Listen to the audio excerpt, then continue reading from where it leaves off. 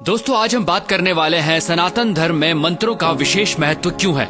आखिर मंत्र क्यों बनाए गए, ये मंत्र हैं क्या, किसने बनाए, एक मंत्र को उसके सही उच्चारण के साथ ही क्यों बोलना चाहिए। नमस्ते दोस्तों, सनातन सोच के इस वीडियो में आज हम बात करने वाले हैं मंत्रों की।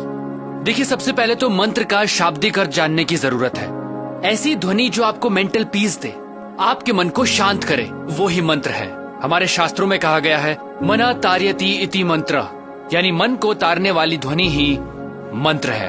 दोस्तों, सनातन धर्म में मंत्र जपना हजारों सालों से चला आ रहा है। वो ऋग्वेद के तीसरे मंडला के 62 सूक्त का गायत्री मंत्र हो, जो ऐसी वाइब्रेशंस पैदा करता है कि इंसान के साथ साथ सभी पेड़ पौधों और जानवरों के लिए भी लाभदायक है।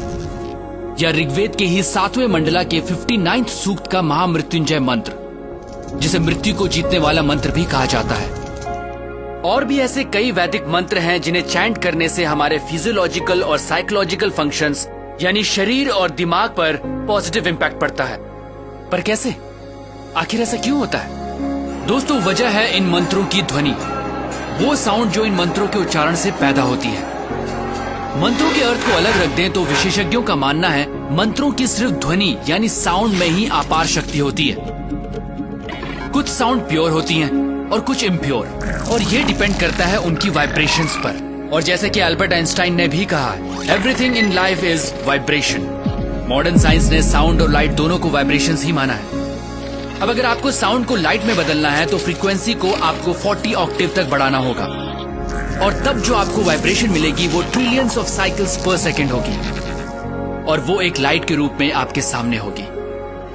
महान योगियों ने साउंड को लाइट में बदलने का काम अपने शरीर के भीतर हमेशा से किया है दोस्तों, और वो मंत्रों के माध्यम से ही हुआ।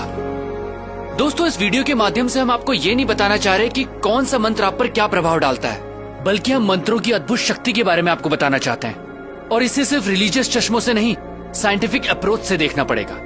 मंत्रों के साउंड आपके लिए लाइफ के नए डायमेंशंस खोलते हैं। ये ऐसी साइंस है जिसमें आप साउंड की मदद से अपने आसपास और अपने अंदर एक खास एटमॉस्फेयर बनाते हैं, जिससे आपका माइंड एक्टिवेट होता है। लगातार मंत्रों की चैंटिंग से न सिर्फ फोकस बेटर होता है, बल्कि मेमोरी और अटेंशन भी बढ़ता है, क्योंकि मंत्र आपके ब्रेन सेल्स एक्टिवेट करने में हेल्पफुल साबित होते हैं। अगर मंत्रों को सही उच्चारण, सही फ्रीक्वेंसी के साथ बोला जाता है तो न सिर्फ ब्रेन को प्रॉपर ऑक्सीजन पहुंचती है, बल्कि ब्लड प्रेशर भी कंट्रोल में आ सकता है। और ये भी साबित हुआ है कि खास मंत्रों को चैंट करने से ब्रेन का लेफ्ट और राइट हेमिस्फेयर सिंक्रोनाइज होता है। आम की बात करें तो इसे ओरिजिनल साउंड ऑफ क्रिएशन भी कहा जाता है। ऐसा माना जाता है कि हजारों साल पहले जब ध्यान लगाने वाले तपस्वियों और ऋषियों ने गहरी ध्यान की प्रक्रिया के दौरान जो साउंड सुनी थी वो आम की ही थी। और फिर आम तो सनातन धर्म का प्रतीक ही बन गया, क्योंकि सनातन धर्म में इंसान हमेशा से तपस्या और ध्यान लगाकर स्वयं की उत्पत्ति और अंत की खोज में अपना जीवन जीता आया है। दोस्तों, आपने कई योगियों और तपस्वियों को सिर्फ हमिंग पे मेडिटेशन करते देखा होगा, वही हमिंग साउंड जो आम बोलते समय सबसे आखिर में निकलती है।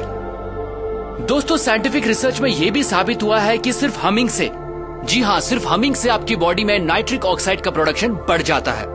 नाइट्रिक ऑक्साइड एक खास कंपाउंड होता है जो नर्वस, इम्यून और कार्डियोवास्कुलर सिस्टम्स में होने वाली कई प्रोसेसेस में हेल्प करता है। ये बात सनातन धर्म में करीब 15,000 साल पहले से भी चली आ रही है। तो दोस्तों, ये कहना जरा भी अतिशयोक्ति नहीं होगी कि ऋषि मुनि उस काल के साइंटिस्ट ही थे जो लगातार ह्यूमन बॉडी को अपग्रेड करने के तरीके ढूंढ रहे थे, और मंत्र उन साइंटिस्ट्स के एक तरह के टूल थे। अगर बच्चों को मंत्रों की इंपॉर्टेंस समझाई जाए और बचपन से मंत्रों की चैंटिंग की आदत डाली जाए तो उनके ब्रेन का डेवलपमेंट एक अलग लेवल पर होगा। दोस्तों, यही तो सनातन धर्म है, ऐसे तौर तरीके जिन्होंने इंसान का जीवन जीने का तरीका बदला। सनातन सोच के माध्यम से हम आपको वही मशाल थमाना चाहते हैं जिसे हजारों साल पहले हमारे पूर्वजों ने प्रज्वलित किया था। क्योंकि दोस्तों, हमें लगता है वर्तमान में सनातन सोच की आवश्यकता है, क्योंकि यही हमारा भूत है और यही भविष्य। मैं हूं अमित ड्योंडी, प्रणाम।